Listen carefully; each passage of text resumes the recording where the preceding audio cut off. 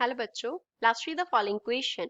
According to Hooke's law of elasticity, if stress is increased, then the ratio of stress to strain becomes zero, remains constant, decreases or increases.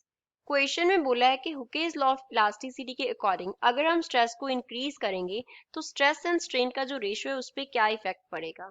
So first of all, we will talk about the key concept used in the question. इस question में क्या की concept use हो रहा है. तो यहाँ पे बात हो रही है हुकेज लॉ के बारे में.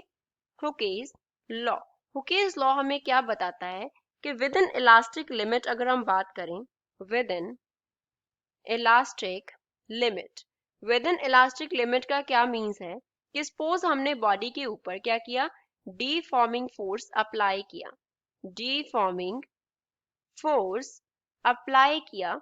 तो जब हम उस अप्लाइड फोर्स को रिमूव कर देंगे, after removal of force, removal of force, body क्या कर लेगा, अपना ओरिजिनल कॉन्फ़िगरेशन रीगेन कर लेगा, बॉडी रीगेन कर लेगा अपना ओरिजिनल कॉन्फ़िगरेशन. तो that limit is known as elastic limit.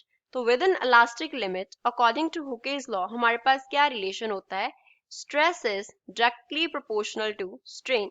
Stress जो है वो स्ट्रेन के डायरेक्टली प्रोपोर्शनल होता है. अब क्वेश्चन की बात करते हैं, हमें हुकेज लॉ ऑफ इलास्टिसिटी ये वाला अप्लाई करना है और क्या दिया गया है कि स्ट्रेस को क्या कर दिया, इंक्रीज कर दिया. अब ये दोनों डायरेक्टली प्रोपोर्शनल है, स्ट्रेस एंड स्ट्रेन. तो अगर हम स्ट्रेस को क्या कर देंगे, इंक्रीज कर देंगे, तो कॉरेस्पॉन्डिंगली जो स्ट्रेन है वो भी क्या कर जाएगा, इंक्रीज कर जाएगा. स्ट्रेस इंक्रीज किया तो स्ट्रेन इंक्रीज हो गया.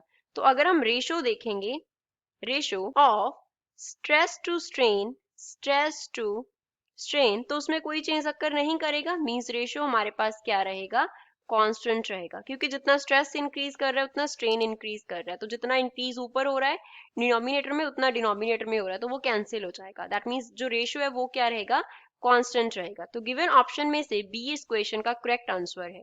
I hope you understood it well. Thanks.